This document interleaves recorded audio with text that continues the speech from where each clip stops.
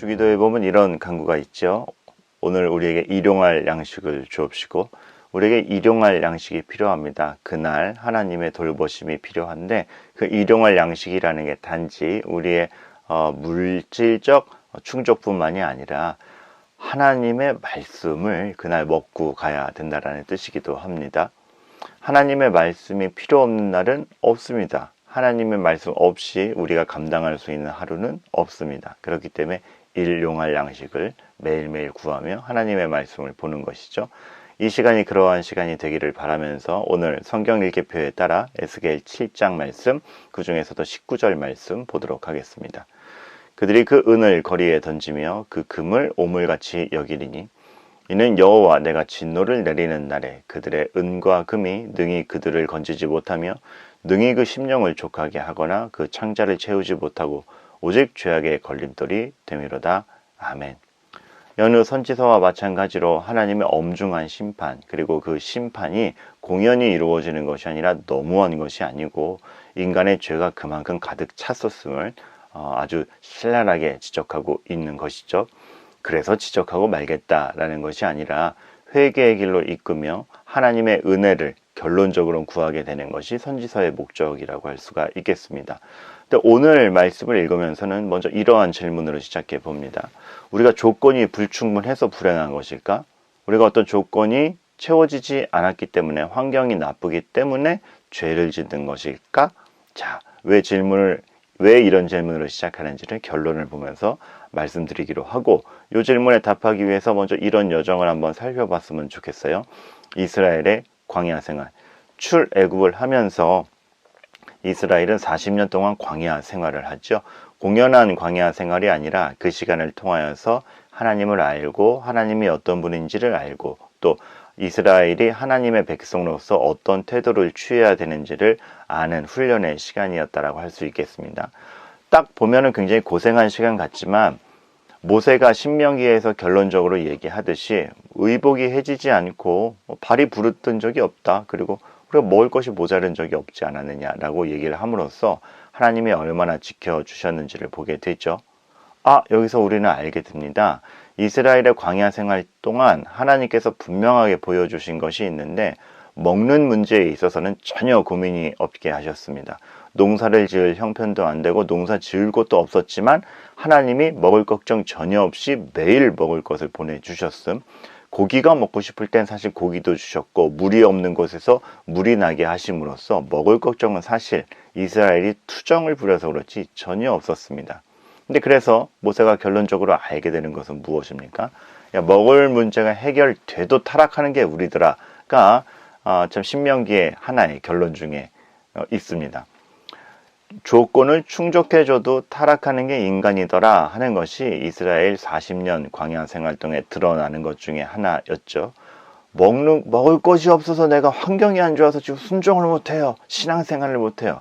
이것이 아닌 것입니다. 먹을 문제가 해결돼도 타락하는 것이 이스라엘이요 인간이었다라는 걸 보여주면서 모세가 이에 대해 결론적으로 얘기하죠. 사람이 떡으로만 살 것이 아니요 하나님의 말씀으로 살 것이라. 그 유명한 말씀과 결론이 여기서 나오는 것입니다.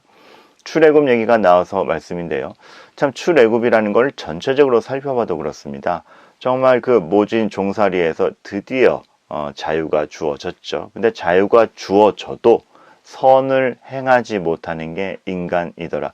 자유가 주어지는데 그 자유로 하나님을 섬기는 것으로 가는 것이 아니라 우상을 더 극대화해서 만들더라 하는 것이 바로 출애굽을 통해 보여줬던 인간의 모습입니다. 자유가 없어서 타락했어요. 그동안 할 걸 못했어요가 아니라 자유가 주어져도 그 심령의 근본적인 변화 없이는 똑같이 죄악의 길로 가는 것입니다. 조건이 문제가 아니었던 것입니다.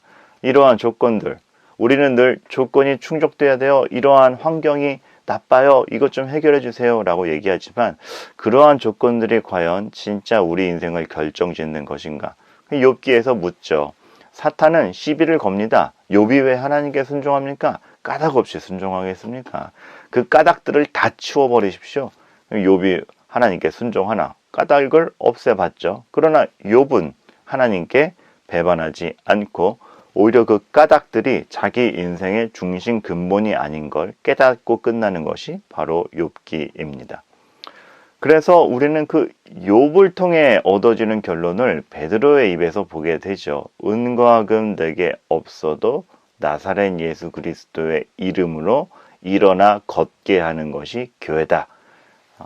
교회의 위력이 어디서 나오는가? 성도의 삶의 근반이 무엇인가? 우리의 삶을 진짜 규정짓는 것이 무엇인가라고 했을 때 이러한 조건들, 환경들, 은과 금이 아니라는 것이죠. 그러나 사람은 늘 은과 금을 집착합니다. 이스라엘도 그랬습니다. 은과 금을 집착했고 이거 없으면 안 되라, 안 돼 하면서 긁어 모았던 것 같고 이 물질을 차지하기 위해서 온갖 비열한 일들 그리고 자신이 혼자 차지하기 위해서 주변을 돌아보지 않았던 정황들이 이스라엘 곳곳에서 나타납니다. 그러나 하나님이 거기서 말씀하시는 거죠. 너희들은 그 조건을 채워야 네 인생이 제대로 되는 줄 알았지. 그러나 진짜 심판의 현장 그리고 진짜 삶의 생사를 다루는 일 앞에 가보아라. 그 은과 금이 오히려 오물같이 여겨지리라. 정말 이거 마음을 때리는 말씀이 아닐 수 없습니다. 내 인생에 가장 필요하다라고 하면서 정말 열심으로 모았던 것들을 오물과 같이 여기게 되는 그 아이러니. 사실 우리 인생이 이런 줄 알고 가야 됩니다. 지금 내가 이것만은 꼭 필요해 라고 하는 것이 정말 필요한 것인지 혹 내가 나중에 오물같이 여기게 되는 것은 아닌지 진짜 중요한 것을 챙기지 못하고 우리는 다른 것에 집착하고 있지 않은지 한번 살펴봐야 되는 것입니다. 내 삶을 지탱해 주리라 여겼던 것이 오히려 죄악의 걸림돌이 된다라는 것. 요즘 우리가 출애굽기를 보는데 지난주에 살펴봤던 말씀이 딱 그거였죠. 나일강이 자기의 삶에 이집트에게 있어서는 삶의 근간인 줄 알았는데 오히려 그것이 재앙이 되어 다가오는 것. 거기서 우리는 깨달아야 되는 것이죠. 내 삶을 정말 지탱하고 나의 근간이 되는 것이 무엇인가? 하나님이요. 하나님의 말씀이요. 하나님이 주시는 은혜가 전부임을 그리고 그것으로부터 출발해야 됨을 알아야 되는 것입니다. 은과 금이 무용하다는 것이 아닙니다. 우리는 은과 금을 통해서 살아야 됩니다. 근데 은과 금이 우리 삶의 근간이거나 전부가 아니라는 것, 그것이 시작점이 아니라는 걸 분명히 깨달아야 된다는 것이죠. 첫 번째 질문으로 다시 돌아갑니다. 우리는 조건이 불충분해서 불행한 것일까? 혹은 우리는 환경이 나빠서 죄를 짓는 것인가? 아니라는 것입니다. 근본적인 변화가 필요하고 하나님의 은혜가 필요하고 어떠한 조건이 충족되기 전에 그 조건 앞에서 내가 어떤 사람인가, 어떤 하나님의 자녀의 모습으로 서 있는가, 그것을 살펴보는 게 너무나 중요한 것이죠. 감사한 것은 에스겔이 그 결론을 알려주고 이 어마어마한 심판의 선포 뒤에 결국 에스겔 선지자를 통해 하나님이 말씀하시는 부분도 그겁니다. 나중에 나올 거예요. 아직 7장밖에 못 보지만 36장에 가면 이 따뜻한 말 그리고 이 폭발적인 선언이 나옵니다. 새 영을 너희 속에 두고 새 마음을 너희에게 주되 너희 육신에서 굳은 마음을 제거하고 부드러운 마음을 줄 것이다. 너희 자체를 변화시킬 것이다.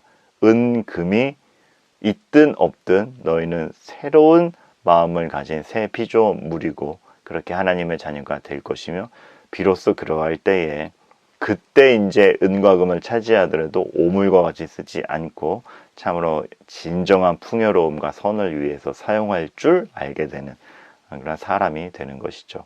참 하나님의 사람. 이러한 것들이 오늘 우리 삶의 기틀이 되기를 바라겠습니다. 무엇이 우리 삶을 장담하고 우리 삶을 지배하는가? 하나님의 은혜, 하나님의 사람됨, 하나님과 함께함. 이것이 근간이어야 됩니다. 오늘 여러분의 편이 되어주시고 여러분이 하나님 안에 있기를 바라고 여러분에게 은혜를 가득히 주시는 하나님에 대해 확신하시기를 바랍니다. 기도하겠습니다. 하나님, 다른 어떠한 조건을 찾기 전에 아버지 되신 하나님에 대하여 먼저 확고히 하며 그 하나님의 뜻이 무엇인지를 찾아가는 우리들 될 수 있도록 삶의 진정한 근반이 무엇인지를 아는 가운데 참 그러한 하늘의 시야와 마음과 시선으로 오늘 하루를 살게 하여 주시옵소서. 그리하여 오늘 우리를 벌벌 떨게 하는 것이 은과 금이 아니라 하나님이요, 오늘 우리를 기쁘게 하고 담대하게 하는 것도 은과 금이 아니라 하나님이게 하여 주시옵소서. 예수님 이름으로 기도하옵나이다. 아멘. 공동의 기도 제목으로 기도하신 뒤 각자의 기도 제목으로 나아가시는, 그리고 힘내시는 오늘 하루 되기를 바랍니다.